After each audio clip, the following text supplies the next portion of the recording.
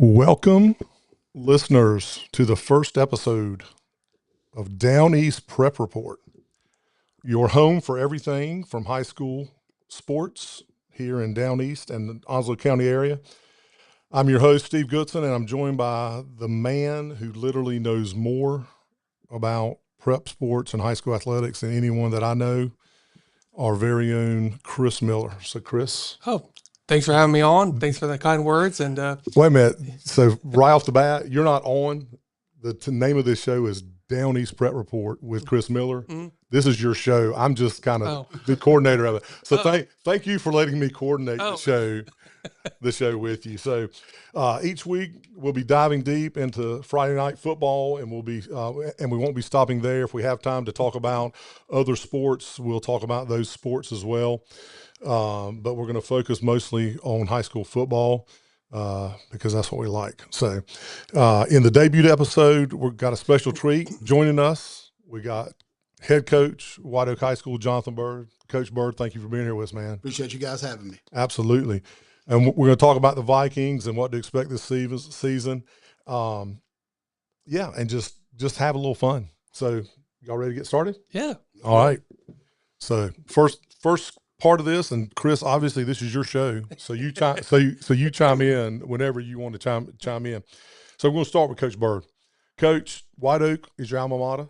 Correct. You've been there for how long as an assistant and head coach? Ooh, this is starting my 8th year as the head coach, and I did 2005 to 2013, so another 7 or 8 years as an assistant before a short stint in Florida and making the return, I guess. All right.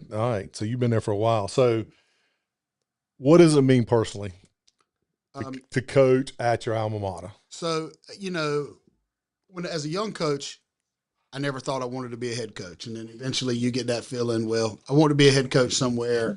And really the only place I ever wanted to be a head coach was at White Oak High School.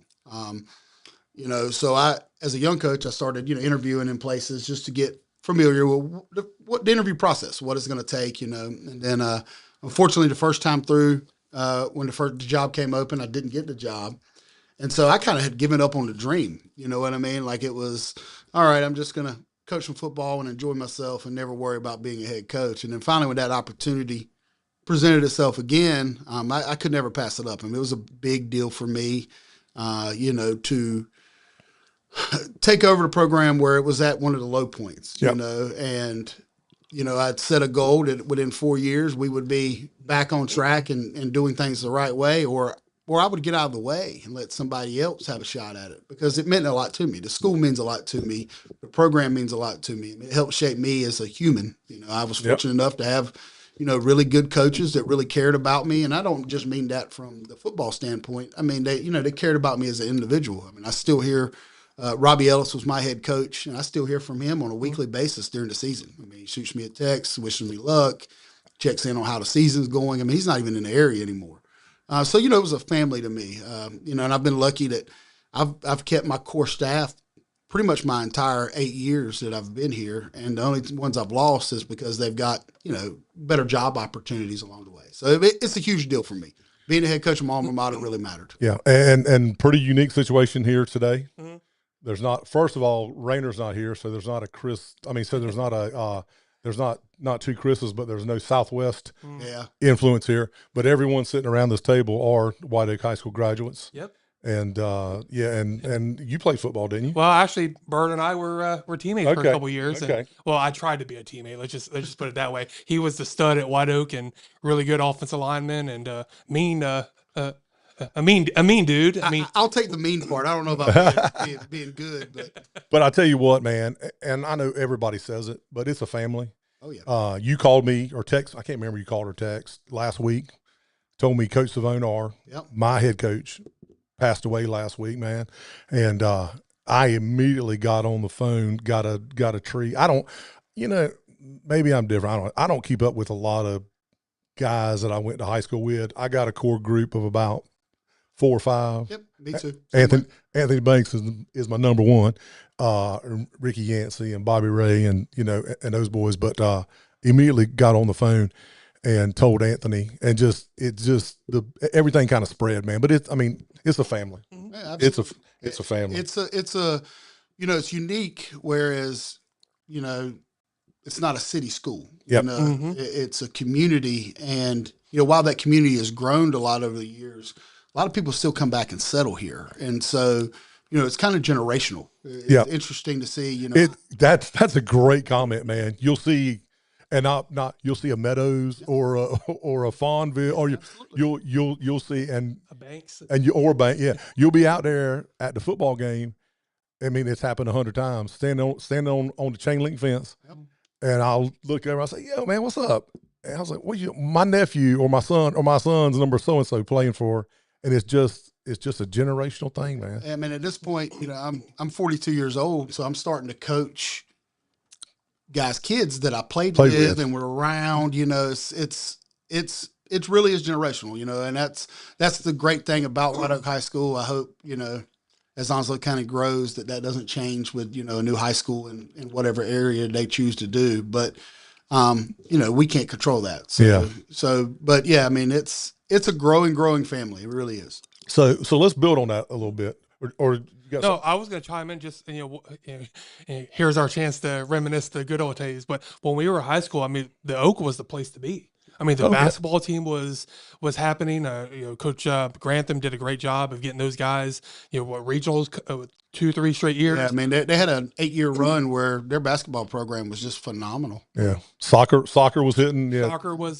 Jerry Riggs was winning state championships with the boys soccer. The girls hadn't really established themselves as a state power at that moment yet. But wrestling was good. Football was. Coach Ellis did a great job of rejuvenating the football program. And because it hit a little low after I was there in '80. What year were you there? So I graduated my last football season was 2000. I graduated in 2001. Yeah, because it hit a little lull. I graduated in '86, and it hit a little lull a few years later when we went through some thin times. I think one time during that time they did make it. We made it to the Eastern State Finals, and I think one time maybe between when I was there, did you guys make it to the Eastern State? We lost in the third round back when it was only 16 teams or whatever made it. So Thanksgiving, to Byrd, who ended up winning the state title by like 35 points, shortly after. Yeah, the story I like to tell is I hate that we lost in the Eastern State Finals. Fuquay. We had a pretty big run. We played. That was at the time when we were in the conference with Wallace Rose Hill. It was Wallace Rose Hill, Clinton, East Duplin, James Keenan. All those schools were White Oak. I mean, we had the tough conference, and we finished second in the conference. We lost 2 games. Lost to Jacksonville and lost to Wallace Rose Hill during the season. So the second round of playoffs, we had to go back to Wallace Rose Hill, and we beat them.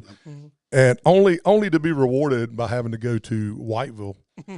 When they had a 6'6", 260-pound freshman that played tight end and linebacker named Chester McLaughlin that played for him, and so we were fortunate enough to beat them, and then we came home and played Fuquay Arena at home in the Eastern State Finals, and they beat us on man, it's weird how you remember stuff, isn't it? We had a guy, we had stopped a guy, they had it like fourth and like 12, and we stopped the guy for like a 4-yard gain. They ran a pitch sweep, and one of our players hit him out of bounds late.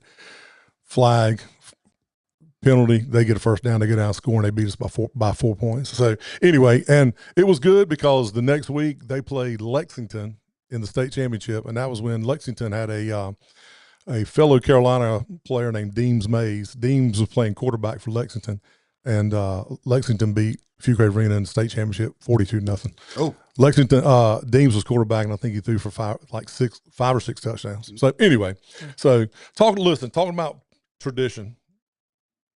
How do you balance, man, honoring that history, but over the last 8 years, you're building your own own vision, man. It's a delicate process. It really was. So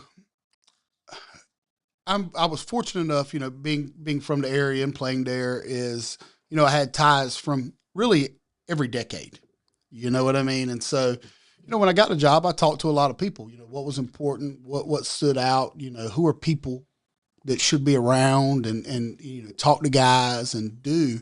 And so, we kind of tightrope that, having guys that had been around for the success and how we got there and worked on building our own standards, traditions. We have a saying, in practice all the time that the standard is the standard and we refuse to change it. Yep. And so, we did little things. We brought back, alumni to speak, and then we balanced that with, just changing certain things in the program that, the coaches had done prior. So, there was a lot of turnover. There was like 4 coaches in 7 years. It's hard to have any continuity. And so we just kind of established our own brand of what we were doing and mirrored it to the things that were successful to the people prior. So that's great. That's great. And I know each team is different every year. So I know y'all been practicing for 3 or 4 weeks now. You've had a couple scrimmage games. Have you been able to earmark or identify – each team has their own kind of identity. Yeah. Have you been able to figure that out yet? Or will you not know until Friday night and they strap them on and they get at it? I'm interested to see what happens when the proverbial mess hits the fan there, to see who sticks their neck out head and shoulders above the rest. I mean, I got a pretty good idea who's going to do it. I mean, look, we returned some guys, Yeah. I mean, our quarterback is, a phenomenal athlete, phenomenal leader, and one of the hardest competitors I've ever had. So, when push comes to shove, I know he's going to show up. But the question is, what other guys are going to step up? Who's not afraid of the moment? Who's willing to take control in the huddle when things are going sideways? And that's, you can want it all you want to as a coach, but at the end of the day, the players have to lead it. I'm just a figure sometimes. Yep. I coach a lot of the players to learn to do the right things, privately and, through different avenues. But at the end of the day, they have to do it. They have to be the leader in the huddle. They have to be the guy. Because I know there's in-game management and there's, you make adjustments and stuff like that. But when Friday night comes, man, and you get out there to play, I don't want to say the coaching's over because you have to coach during the game, but you know what I'm saying, man. Oh, yeah. It's the preparation goes on Monday through Thursday. Monday through Thursday is where the wins and losses take place. Yeah. Friday night's going to normally take care of itself. Have they been trained to do the right things in the right moments? Yeah. And if you've got that job done, it takes care of itself a lot of times. Now, as a coach, a lot of times as a coach, you can't win the game, but you can lose it. Mm-hmm. And so, you have to make sure that you don't do things that make you lose the game and let the players be in the position to do what they need to do to win. He's pretty good at this, isn't he? Yeah, I was going to say, I mean, I look, anytime you want to chime in, because this is your show, I mean, I've got peppered full of questions. No, I was just going to ask Byrd, you being a former player, there were times where you probably got fussed out by coaches. Absolutely. Are there times where you're fussing out the kids now and you're like, holy crap, I remember when Coach Blick or Coach Ellis would say the same exact thing to me. Oh, I still quote them probably on a daily basis. I mean, those things stuck out to me. You 20 plus years later, guys, their moments. And it's like he just went through, a moment in a game, that took place. I mean, you flash back to those things. I mean, they're core memories that help shape you, and you're trying to help shape them, and no football coach worth a grain of salt is going to tell you wins and losses don't matter. They matter. They're important. They're part of it. And if you don't, then you're probably in the wrong line of work. But at the end of the day, you're trying to develop them to be tough men outside of this game and being in those tough moments. And look, everybody's been scolded by a boss. Everybody's had an argument with their significant other. How do you handle those things? Can you be mature enough to fix it and or are you going to go over there and pout? Yeah, it's being able to handle adversity. And being able to okay, are you gonna grow, or are you gonna shrink? Yep. And that's a great. And you actually kind of I'll hop to this question. This was the last question. I've got like 2 more, but so you kind of answered the question. But beyond wins and losses, even though those are important, what do you hope the players take away from playing football for White Oak High School and Jonathan Byrd? And you started hitting on it, but I think you probably could expand on that a little bit. I talk to the guys a lot, post practice huddles, things that when the world is difficult, and it will be difficult. Yeah, this is the easiest time of your life. They don't know how good they got it right. Exactly. They it's going to get more difficult. Are you going to tuck tail, or are you going to bear down and go get the job done? In a world where the drug usage is through the roof, suicides through the roof, are you going to batten down and be a good husband, a good father, or are you going to be a good pillar in your community, and when adversity hits, how are you going to handle that? And, like you guys think that Coach Byrd screaming at you right now is difficult. And it's not. This is not difficult. It's hard for you right now, but you're going to build up to when the real world's kicking you and that power company's telling you, hey, your bill's due and your lights are going to get cut off. And the power company will tell you that, by the way. Are you going to handle that? Are you going to be able to step up to the plate and find a way to take care of your job? And it's your job to grow up and be a good human, be a good man, be a good husband, be a good father. That's awesome, man. And that's today's sermon by Jonathan Byrd. That's right. So last question. Last question, kind of serious questions. Then I got some other questions. So what excites you most about this year's team? You guys are going to laugh at this, and my OC is going to really laugh when he reads it, but the ability to throw the ball a little more efficiently than we have been in the past. Look, dude, I said last week on the Pigskin Preview, if we were going through each team and we were talking about, okay, are they a run team, smash mouth, or they spread out to run the ball, or are they slinging it around? And my comment was, I love the concept of being able to throw the ball in high school if you've got somebody that can throw it. Yep. And you got somebody that can catch it. Correct. I mean, you can have the best. Well, look, man, we had a tremendous wide receiver my sophomore year, junior year of at White Oak. We just unfortunately didn't have a quarterback that could get him the ball. Nothing against the quarterback. Yeah. He had kind of been thrust in there, and I mean, we were thin. This is how thin we were. Kind of funny. Our starting quarterback was Daniel Riley, whose son's playing for you now, and Daniel got hurt, so we had to pop in another guy to play quarterback, and he was our no. He was our starting defensive end. Yeah. So I mean, that tells you, so no fault of his own, but you got to have somebody that can throw it, and you got to have somebody that can catch it. Yeah. So that's awesome. So not revealing anything, but you're excited potentially about being able to throw the ball. This is the first time in 8 years that I felt like we have the combination of quarterback who can see it and understand it and throw it, and some skill guys that can run and go get it. It's high school football, so there's going to be drops and there's going to be mistakes, but there's no different than running the ball and offensive linemen blowing blocking assignments. So, I mean, I feel good about the chances of us being explosive in the passing game where we haven't really been able to be in the past. And coach has got the great quarterback for that system. Josh, what, 3-year starter? Yeah. Josh Smith. I mean, great kid. He was, a good leader. You can always see him at basketball games taking pictures, and he's even hit me up with trying to borrow my camera a couple of times. Oh, has he? But he has fun with it, and he gets excited for those basketball games, just like he would playing football. And he really scored some, a lot of respect on my end. Last year when y'all fell short in that first round of the playoff game, you hate doing it, but sometimes you do have to maybe get a player's perspective.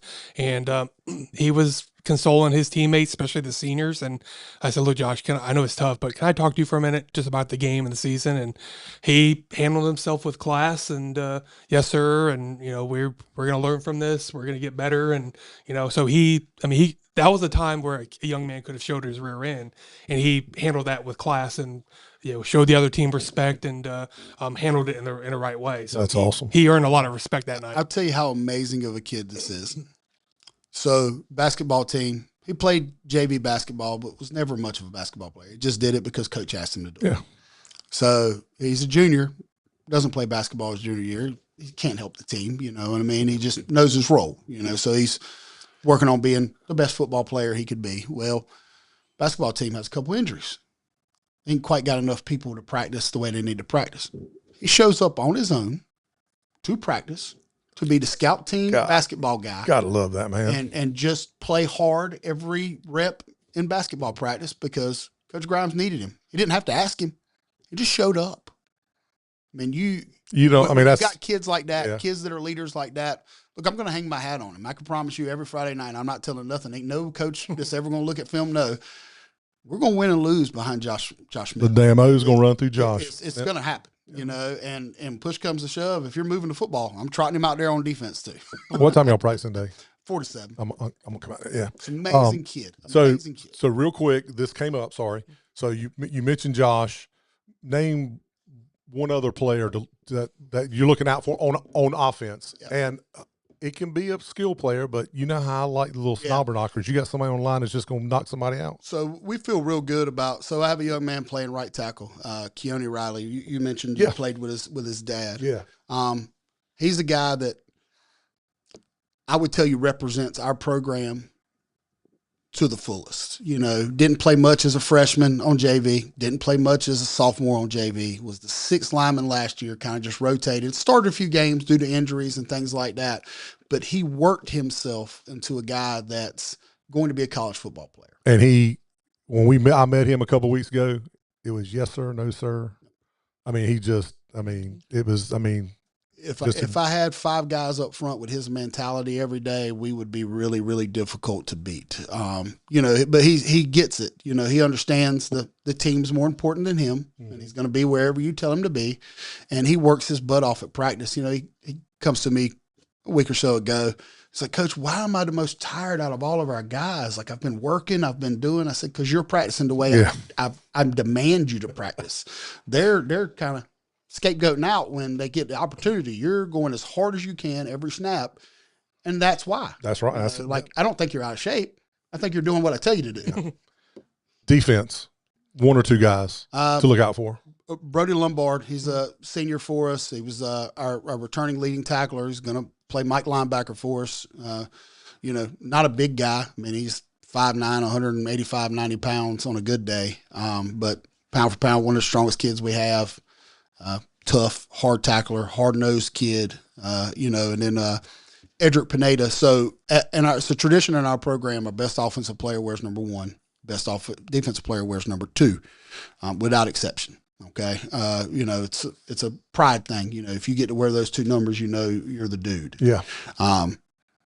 So Edric's our number 2, but Nick Johnson, who's now at Elon, has stretched that jersey. So he's number 2. Nobody's going to wear number 2. He's going to wear number 21 because that jersey fits him better. But Nick has ruined that jersey. So Nick, if you hear this, you owe me $110 for that jersey, man. It's stretched beyond belief. Well, look, go ahead and get the damn jersey. Well, it's not as simple as that. All right. Well, okay. Well, if it was, you know what I'm saying. Just go ahead and get the damn jersey. You know, and that's the kid. He's a heck of a ball player, man. He's had 4 or 5 interceptions last year. Mm-hmm. You know, going to play on both sides of the ball. Probably not really going to come off the field. Yep. Got in a 4-wheeler accident the second semester. And rolls the 4-wheeler, ends up breaking a bone in his arm. You know, I'm in pure panic mode because, oh my God, I'm losing my best corner safety receiver. And, but he's all good. Got cleared, you know, right at the start of summer. You know, everything's good. He hadn't really missed any practices. I mean, he's a guy that, you know, we're over there practicing and he's over there in his, you know, brace just doing drills by himself, and I have to kick him out of drills so I don't get sued when he gets hurt. You know, I mean, but he's that kind of kid, you know, and he's a fiery kid. You know, we butt heads from time to time. He'll get a laugh when he hears this, but we're both fiery individuals. That's right. You know, that's right. And 2 minutes later, you know, I'm back coaching him as hard as I can go, and he's being coached as hard as he can go. And that's, you know, too many coaches get hung up on things like that, man. And I don't. You know, to me, it's just pride. It's what I've tried to instill in you, so I can't be mad. Yep. You know, when you're doing the things I tell you to do. That's that. And football is an emotional sport. Absolutely. We have a saying that nothing's personal on Friday nights. Mm-hmm. You know, I will jump a coach's butt in a heartbeat on a Friday night. You know, they know that, you know, it's not personal. We're trying to get the job done. That's just part of it. All right, now we're gonna have some fun. All right. Now these are going to be rapid response questions, so don't just the first thing that comes to your mind. All right. Best teammate you ever had at White Oak High School? Matt Wareham. Yep, I knew you were going to say that. Yep. God, I'd hear that name all the time. He's the DA in Craven County now. Yeah. Yep. Toughest team you ever faced playing?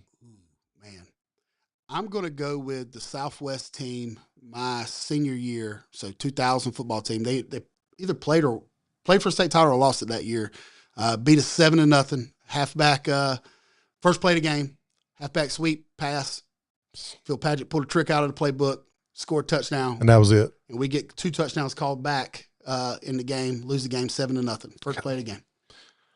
You got to think back on this one now. Your go-to pregame meal back in high school. Do you remember? In high school? Yeah. It's probably, this goes back to Matt Wareham too. You know, when we were seniors, this is telling my age now. They used to put the coupons in the newspaper. Oh yeah. From Bojangles. Oh yeah. You could get an 8-piece chicken for like $4 with the coupon. And so we'd had our release. We would go get an 8-piece chicken and biscuits and sit there and eat it at his house and then come back for the game. Love that. Love that. If you weren't coaching football, what sport would you coach? I mean, I would still be involved in powerlifting. You know, I figured that one. I lifted at a really high level. Yeah. And really enjoyed that, and it was a great time. But when my phone rang and asked if I would be interested in taking this job, I mean, I dropped everything. What if my life? What if poker was considered a sport? I don't consider it a sport from the guy doing it. I'm just messing. But yeah, I mean, I would. You love to play a little poker, don't you? Yeah. If not for that, I don't think I could be a coach because I couldn't afford it. I spent so much money on these kids. Man. Yeah. One word to describe this year's White Oak team. Tough. Better feeling. Now you never scored it. Well, I'm assuming you never scored a touchdown, but you not since like Pop Warner. Yeah, but in high school, better feeling blocking for your running back to score a touchdown as a player, or seeing your player execute as a coach. Seeing your player execute as a coach. You don't have as much control. Yeah, I'm obviously not a coach, but when I was thinking of that question, I was like, to me, that's not even. Yeah, that's not even close. It's a great feeling when you see your kid that you've invested in find success. I mean, it's an amazing feeling. I have a group chat that's full of the college guys that I've coached that are now in college, and I mean, weekly they send me clips of films and practices. I mean, it's a huge feeling when you see those guys find the success that you've willed so hard for them to find. And last one, most underrated part of being a high school football coach. Most underrated part. Yep.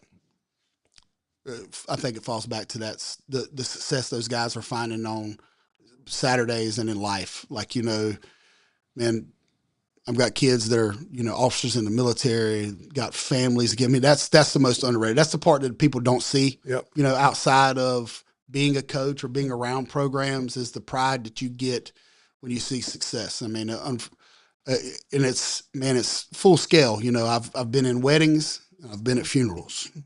You know, it's when you do this job, I think correctly, what I consider correctly, you're a part of those kids' lives forever at times. That's right. You know what I mean? Those that stick with you forever. And, you know, I try to make sure that they know that I care about them. I mean, the kids that I've had that were kickers for me, like I followed up with them yesterday to see how their soccer, because they're both playing in college and soccer. And how's it going? You know, let me know. Like you know, it didn't stop when you walked out the door. Like, I still care about you. So that's really the underrated part that people, you know, I'm fortunate to have a wife that understands and was a coach and really understands why I do the things that I do. And, you know, she doesn't question when I tell her, hey, we got to go to this.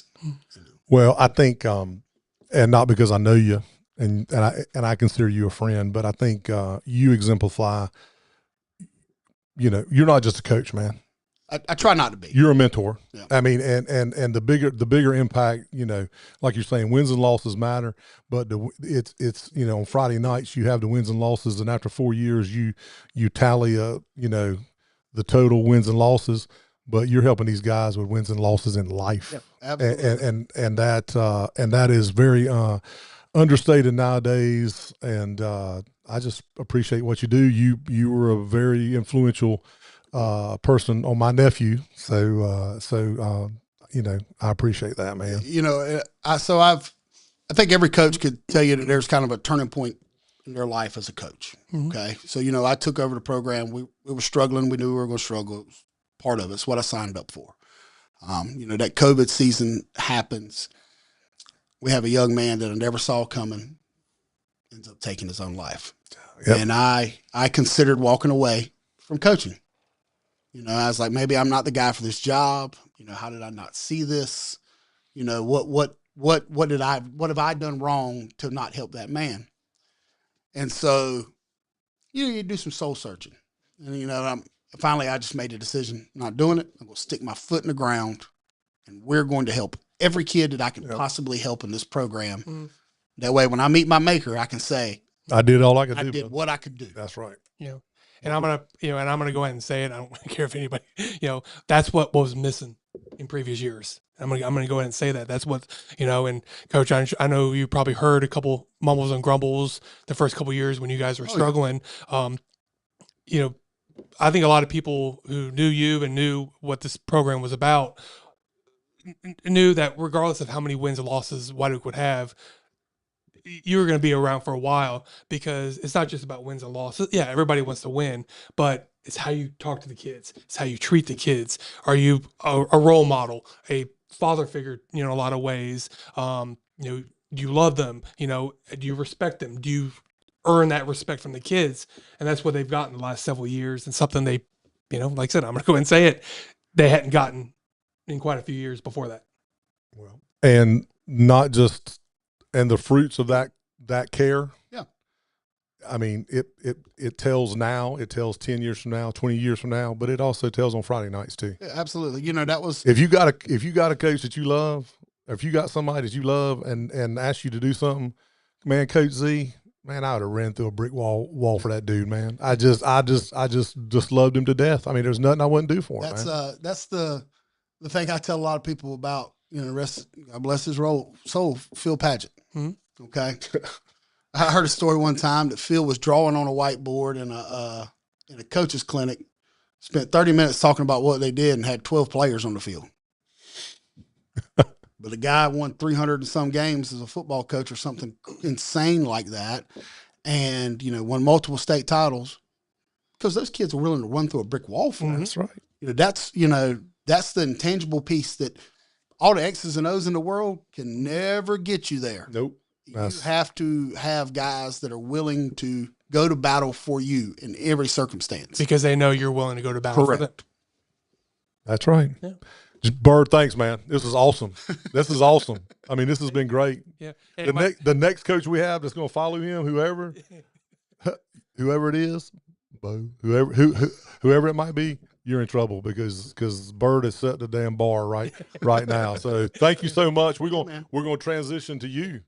When I'm done throwing shade at me. Yeah, no. No, I don't think anybody would interpret it that way. So everybody's got different personalities. That's right. So the Pigskin preview came out this week. Yeah, the print version of it. Print version came out. The video version came out last week. How about that? And it was a good thing. I got it. I left it in my car. It's in my car. Oh, thank you. I know how important that is when you leave. But I got up this morning at 5 o'clock to go to the gym and work out, man. And I was coming back dragging, and I left it in there. But it's I can tell you've been at the gym. Yeah, I hadn't had a shower, so sorry. But anyway, again, usually you do just a tremendous job covering high school athletics and high school football. Tell me, Chris, you cover a lot of season openers. Mm. What makes week one so special? I think it's just the unknown. Of course, I go back to when we were playing, we were already in school for 2 weeks. Yeah. And that first game was kind of the carrot that, that everybody was looking forward to, with the first 2 weeks of school. I mean, let's be honest, we don't have a game on Friday night. It kind of makes things boring. Oh yeah, absolutely. And this year's a little bit different. I mean, we're playing on Friday night, but and you start school on Monday. Yeah. Yeah. But yeah, traditionally. Which don't get me started. I mean, I just think it's, but that's for another time and, another time. But just the unknown. I mean, the fact that, other than open house, this is kind of truly the first truly big event for the school. Yeah. So it's one of the first events that bring people together. So, and again, it's high school football, and people have gone without it for a year, and so you're excited. I don't care who you are, man. You gotta just love. Whether it's college, high school, pro, you just gotta love it. You just gotta love it, man. Oh man, I gotta love it. I was lucky enough to play it, play in college and bounce around in Arena League for a few years, and still nothing compares to that air on a Friday night. Oh man, that band getting cranked up, all the people there, all the locals that all know the ins and outs of everything. I mean, it's high school football is a special thing. Kenny Chesney captured it pretty well with his song, didn't he? And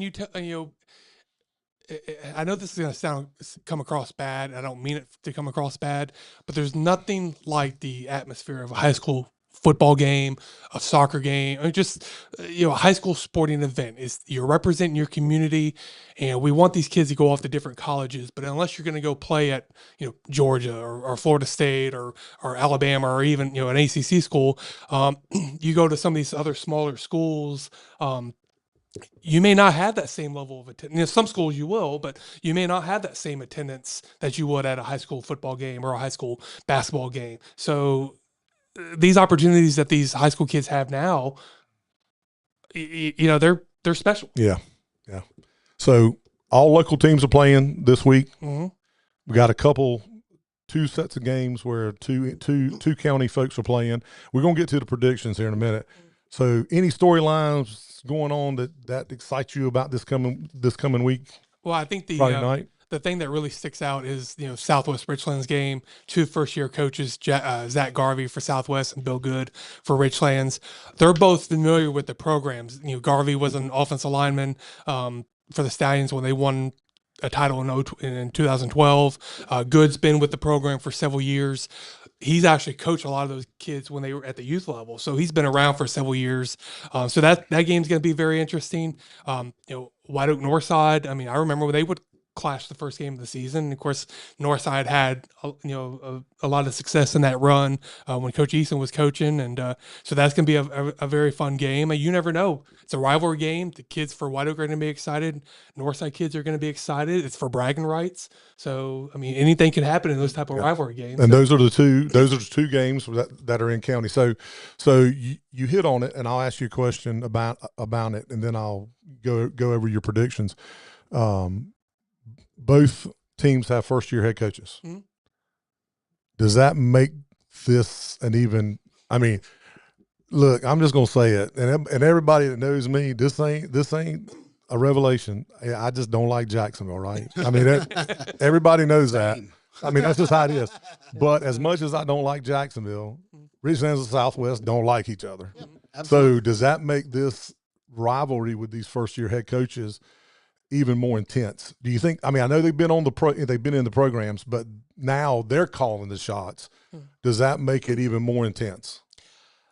I think it's always going to be intense anytime you have Richland Southwest, no matter if it's soccer, basketball, particularly in football. I do expect the Southwest kids to come out pretty fired up. They're tired of having lost 3 straight to Richlands, and the Richlands kids would like nothing more to solidify their identity and leave their mark by making it 4 straight. So we heard about the 34 straight years, 32 game streak.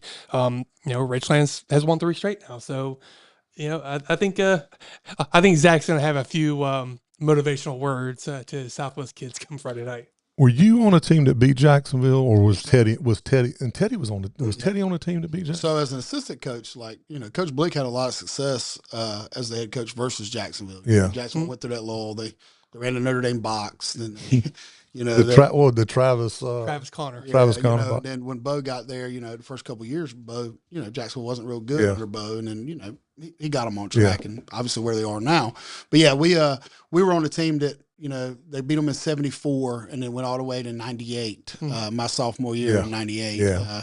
That was one of those. It was like we were up 1 score at halftime, and I remember the stadium being full, but not all that full. And then as we're warming up at halftime, I remember looking and seeing the crowds of people. It was on a Monday. Coming through the gates because it got out that White Oak was beating Jacksonville at the time. There was no Northside High School back then. Mm-hmm. So, it was, premier fight night, and then Alonzo Bremer takes that kickoff back in the second half, and it was, And I played on some good teams, man, and we never could beat.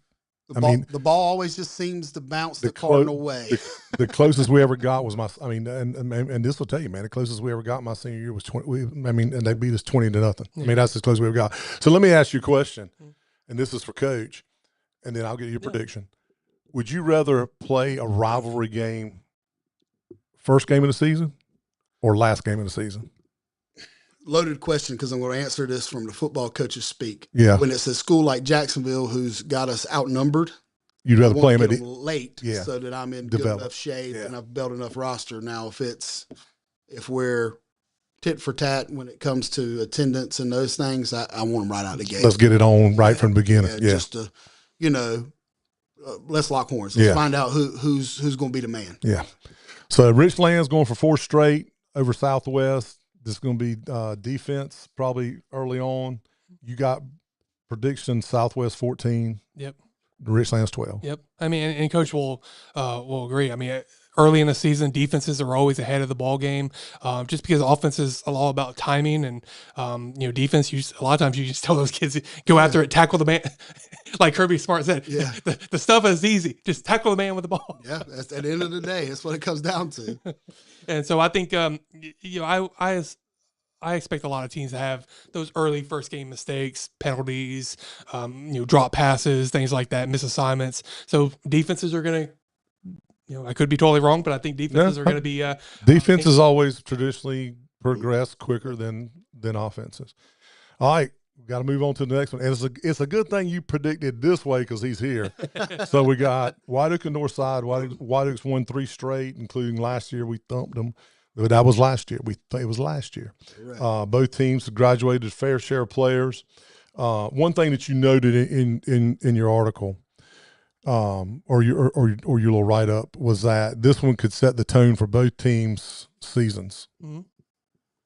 And he's here, but you're going to have to answer this question: which team has more at stake Friday?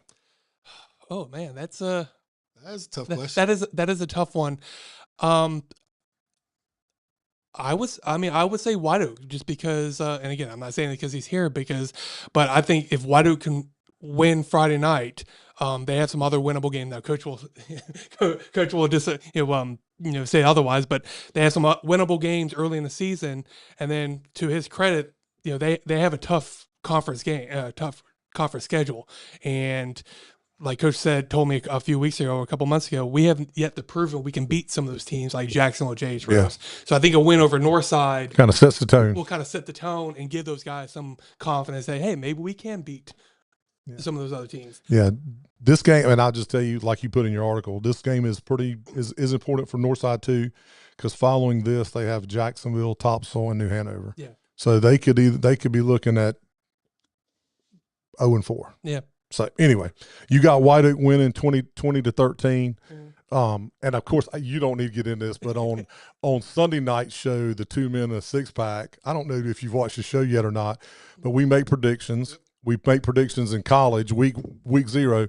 But this year we threw, I said, man, sometimes when games like White Oak, Northside are going to be closer, Richland, Southwest going to be closer. But sometimes when you have like Swansboro playing whoever or whatever, man, you know what I'm saying?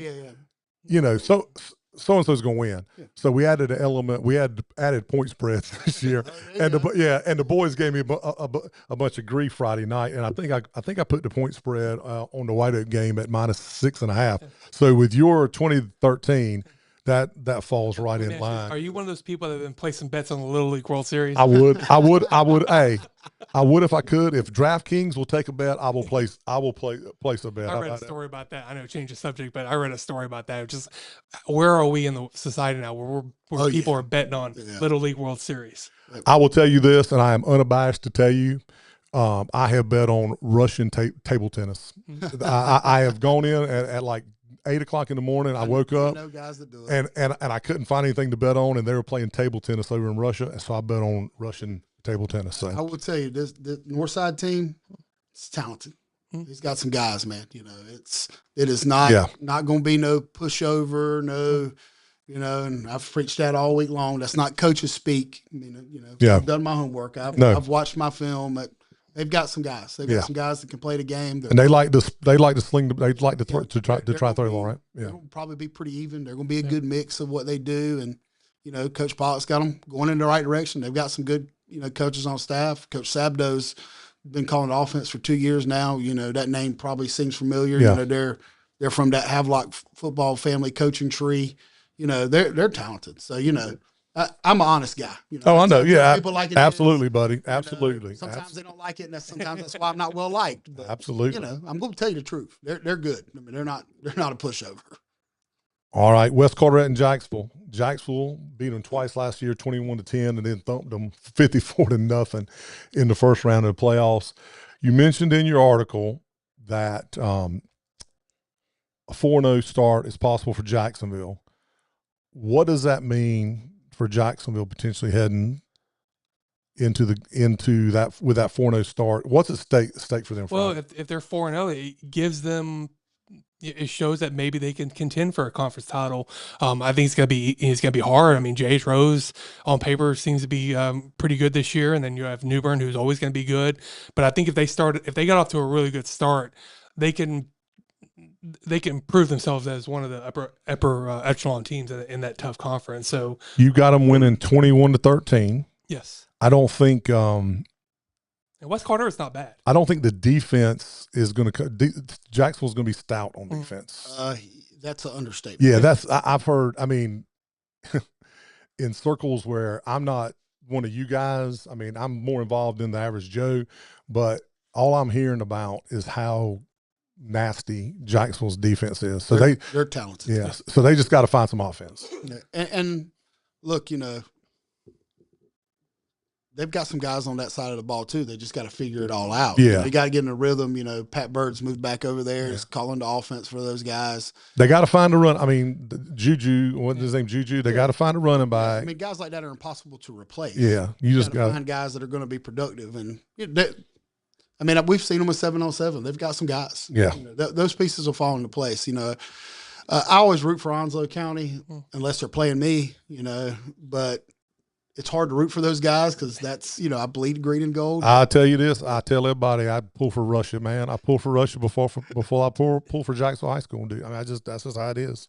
So sorry, Joey Mahasik, my best buddy who coaches soccer for him. But and West Carteret's really well coached. Daniel Burrow does a great job over there. They're going to sling it all over the park. They got a Division I quarterback. Kid's already committed to Elon. They're going to be prepared. I mean, and that's the reason why I think this game is going to be a little bit closer than a lot of people think. It goes a long way when you have a good quarterback. So I kind of messed up on this spread. I put the two spreads that I caught grief over Sunday was I actually put Swansboro at -3 because they were home. I was giving them that field goal over South Columbus, and then I put Jacksonville -21. So it's going to be closer than that. You've got Jacksonville winning 21-13. So close game. Now, the Scotty McCreary Bowl. Yeah. East Duplin, Wallace. So whoever did the scheduling obviously was not looking because Scotty McCreary is going to be at the Duplin County Event Center on that night. It's a debate on whether there'll be more people at the Wallace Rose Hill Stadium or no. Actually, is it at East Duplin? Yeah, it's at East Duplin. So it's no. The football game's at Wallace. Okay. So it's at Wallace. Okay, so there'll be more people in Wallace. Or more people watching Scotty speak. But talk to me, man. Why is this rivalry so special? Been talking about it. Why is this rivalry so special in Duplin County? Because, and I'm gonna quote Dave Perry, the old Croatan football coach, and we published this quote a long time ago, so he's not gonna get in trouble. We asked him a long time ago. This is when Croatan just couldn't walk and chew gum at the same time in football. Why is it schools like Croatan can't establish a good football program while teams like East Duplin, Wallace, Southwest? Why, how come they're year in, year out really great at football? Because, our kids at Croatan, again, not throwing shade at anybody, but our kids at Croatan they can go to the beach, they can go on their boat and go hit the water, or they play football. What would you rather do? And the kids at East Duplin or Wallace, they have two choices: sit on the porch, shoot tobacco with your dad, or play football. Yeah. Which one you want to do? So there's a lot of similarities between the communities. They love their football.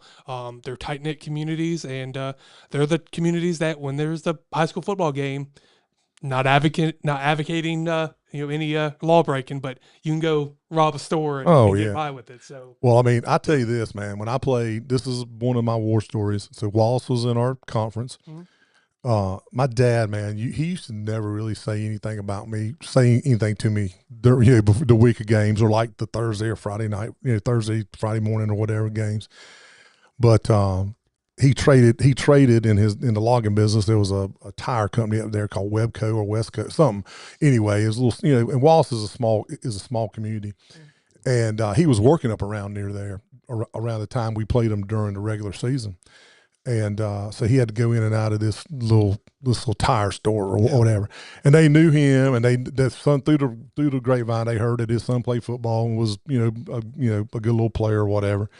And the week of the game, man, they talking shit to my dad. I mean, those old men you talking about, the old men in the Kenny Chesney song. I mean, they were talking shit to my dad, and my dad would came home, Thursday night or whatever, and it was like, you boys ready? And I was like, yes, sir. We're ready. Coach Z's got us ready, blah, blah.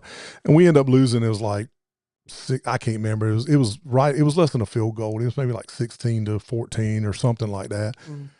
And I remember Dad, he come back next couple of weeks. He said, my dad's like, man, I caught shit from those guys, So we messed around and got lucky where we got to play them again in the playoffs, and we beat them. Coach Z, man, had us prepared. We had a playbook. We had a playbook of basically Wallace's plays that they had watched. They had watched so much film. We knew, tendencies, man. Yeah. We knew that when the fullback was tight on the damn quarterback's ass, there was about 3 plays that they could run. And it wasn't that we just were prepared. That's how Coach Z was, man. And we ended up beating them and advancing on. And I never forget it, man. We were walking out. And I'm about to cry. But we were walking out, and those same dudes that gave my dad crap, my dad was walking out, and he said, we got you when it counted. That's the truth. I mean, that's how those communities are, man. And you're talking about Walsworth Hill, so you're probably talking about only 5 offensive plays. Yeah. Back then they used to run it. Well, it was probably Holly Battle. Yeah, probably still running a wing T. I mean, those guys, look, in Duplin County, death taxes in the wing T. Yeah. Son, when they come out the womb, they learn how to run buck sweep. Mm-hmm. Yep. I mean, and you're talking 40, 50 years of tradition of high-end football. Yeah. And it was year in and year out, high-end football. And it was only elevated when East Duplin finally won its state title a few years ago. So I think that just added to the. Yeah, I mean, that's when you're looking at Eastern North Carolina. I mean, yeah, they're 2 smaller schools. Man, those guys produce. And hell, you're not even talking about James Keenan either. Yeah. Yeah. Well, remember this. Back in the day, in the same conference, you had East Duplin, Wallace Rose Hill, James Keenan, Clinton, Southwest Onslow, and then when Northside was starting to come up. Yeah. But that was the conference we were in minus Southwest, and I can't. It's bad when you can't. You remember those. Yeah. You can't remember who the extra overhang. It maybe was like an East Columbus. I mean, is East Columbus or something? I can't remember. But it literally was a black and blue conference. Oh man, it was tough. All right, let's move on because we running late because we like to reminisce, but that's okay. You got Wallace winning that one 21-20, so you got it being tight. So I think I picked East Duplin in our deal. I think you could flip a coin on I think you could too. Topsail-Dixon, the Highway 17 Bowl. I don't know what to expect out of Topsail. Hadn't heard anything about them, but what do you expect?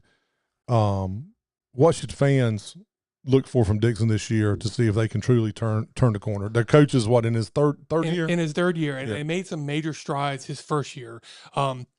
They really had high expectations going into last year, thinking that they could take the next step. Unfortunately, they just fell short, and I think they lost 3 or 4 games by a touchdown or less. I think had 2-point losses or something like that. So they took a little bit of a step back last year in terms of wins and losses, but they think they have the pieces to win some games and get better.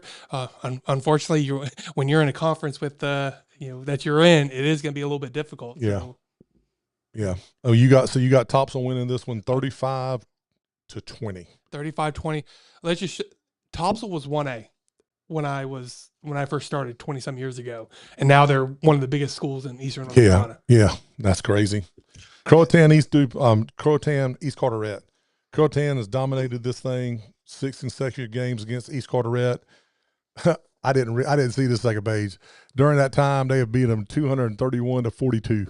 Yeah, So the question I have for you for this game. Is there any path at all where East Carteret can keep this game close? I think Croatan's going to be very competitive. Cannon McBride is their quarterback now. He was the kicker and super interesting there. Yeah, and then he's no longer playing soccer. So he's the starting quarterback, left-hander. He's still going to kick and play basketball, but I think he's just a great athlete. I think that's going to add a little something for the Cougars. And this is a big game for them because they've got after this they've got a tough stretch. Well, they got Topsail, which again I don't know anything about Topsail, but they got Topsail and then they got Southwest. So you're looking at, playing this game. Sounds like to me you're playing this game trying to get out and not get a lot of players hurt, not get injuries. Is that, Coach? Croatan's going. So Andrew Gurley, the head coach at Croatan, was my teammate at Methodist. Yeah. He played tight end. So I know him well. Yeah. They're going to be well coached. I told him I was really happy that after the last few years, they moved more to a spread look instead of being double tight split back veer. Man, that was. They had the right kids for that, man. Just tough, gritty. They had a running back.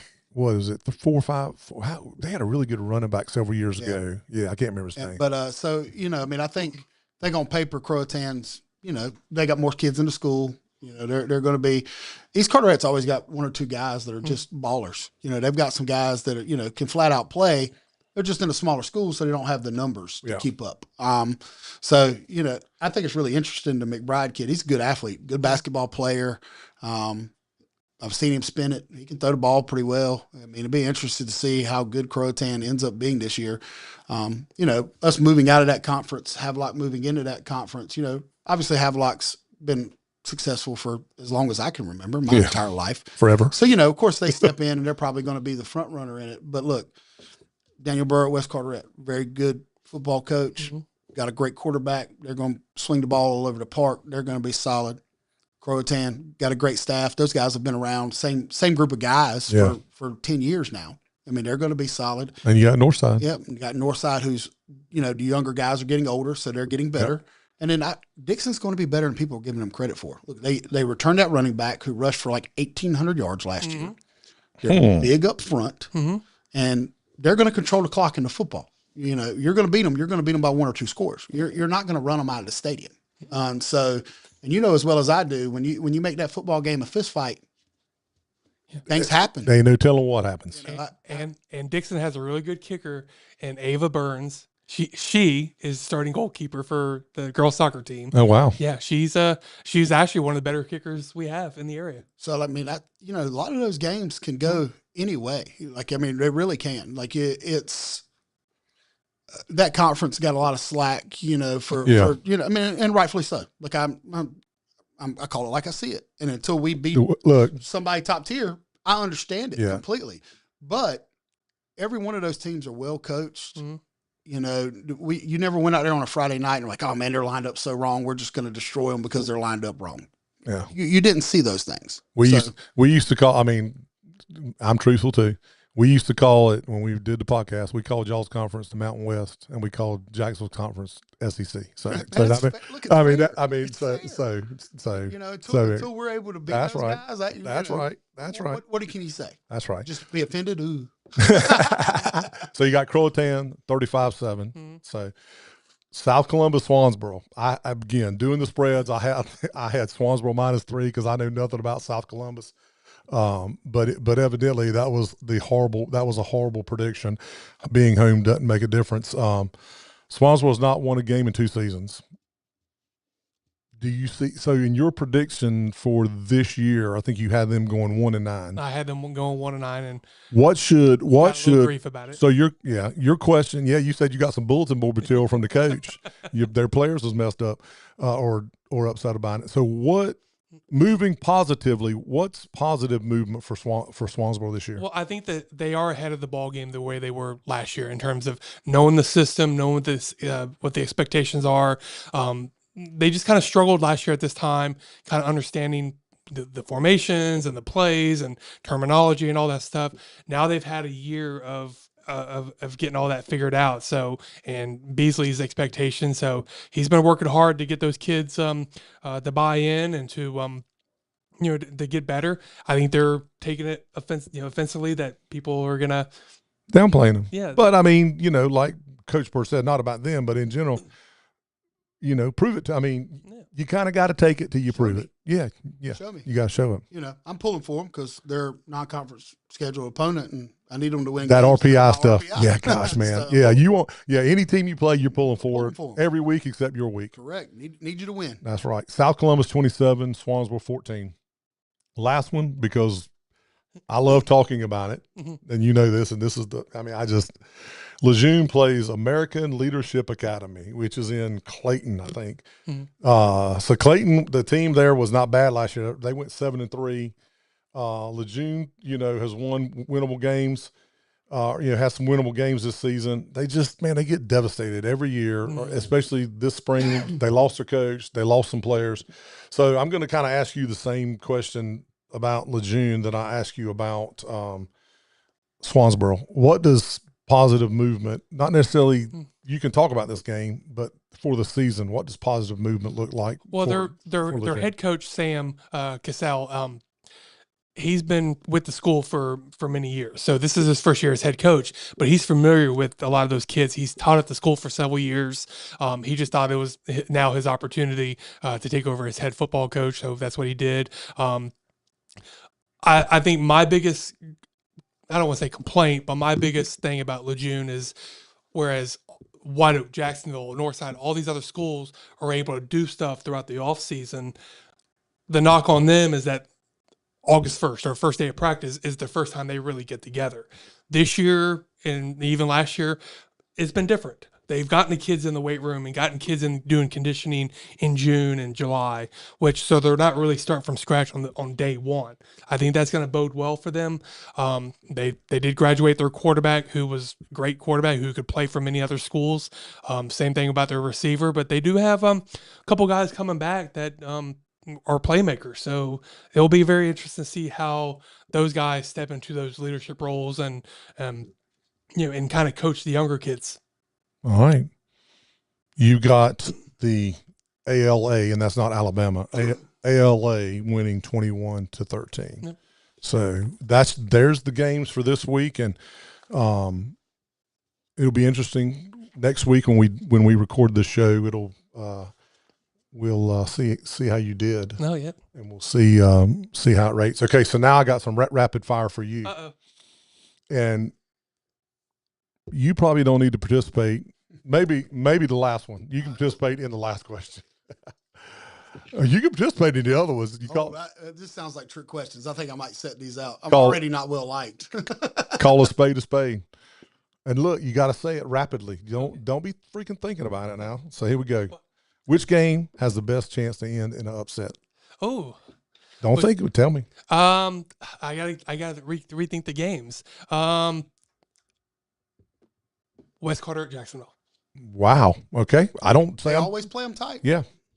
Which player is most likely to have a breakout performance in week one? Oh, a breakout. So yeah, somebody that we're not really expecting to. Well, you can say you're expecting it, but they're going to have a good game. Who's going to have a good game next week? Because next week we didn't have it, but next week part of the show is going to be the player or performance of the week. So you're going to pick one, and we actually have somebody that's a business that's going to be sponsoring that. So player who's going to have a breakout game tomorrow night, and they could be a superstar. I would going back to Jacksonville, either the Amari Benton or Amari Pearson. Those guys are they've been kind of waiting for their turn to be the king running backs for Jacksonville. So they had to kind of buy their time, and now they get their opportunity. Okay, if you had to circle just one game for a fan with no rooting interest whatsoever, which matchup would you send them to? Whew. I got two of them in mind. Well, I got I think the two games, Northside, White Oak, and then Southwest Lands. I just think you can't go wrong either one. I just think from if you live in Jacksonville, Northside, Northside, yeah. But if you live outside of city, then Southwest Richlands. Okay, now you can answer this one. Bigger crowd Friday night, Wallace Rose Hill, East Duplin, or Scotty McCrary concert? Wallace Rose Hill, East Duplin. Okay. I don't think it's even close. Yeah, I think East Duplin Wallace. All right, good deal. You better show up at 5:00. You want to sit down at that game. Oh yeah, that's exactly right. Well, look, that's going to wrap it up for this first episode, Down East Prep Sports Report. with Chris Miller. Coach, thank you for joining us, man. Enjoyed it. And just listen, you have an open invitation. This isn't necessarily the day we're going to do it on Thursdays. We need to probably do it and look at moving earlier in the week so people can watch it. But I was sick earlier in the week and couldn't do this. But we'll be back next week with a full recap of this week's games, and we'll look at next week's matchups and our player, or maybe, like I said, the performance of the week. And who knows, if we can get another coach in here, we'll get another coach. They got some high standards to live up to. But until then, for Chris Miller, I'm Steve Goodson, and we want to thank you guys for listening, and enjoy the football tomorrow night.